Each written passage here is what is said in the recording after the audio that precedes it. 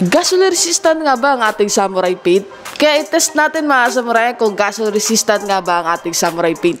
Ang una nating nilagyan ng gasolina mga samurai ay ang Other brand. At kung mapapansin natin ay nakikita na yung puti na pinaglagyan natin.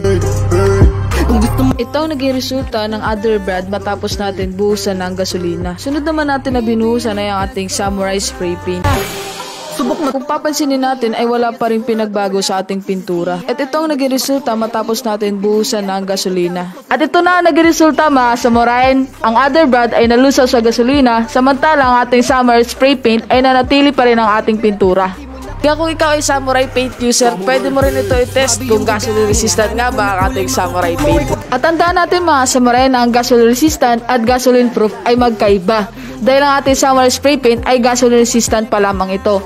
Na ibig sabihin ay kapag natuluan ito ng gasolina ay hindi ito matatanggal. Pag sinabi naman natin gasoline proof ay pwede natin itong ibabad o hindi tanggalin ang gasolina sa pintura. Kaya kapag ating samurai spray paint ay natuluan ng gasolina, ito'y punasan lang at hugasan ng sabon at tubig.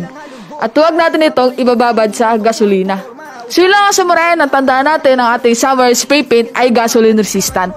Palit ng palit o diba ang bangis? Hindi basta kumukupas, kumikinang sa mata kahit na walang punas. Kaya kung hanap mo ay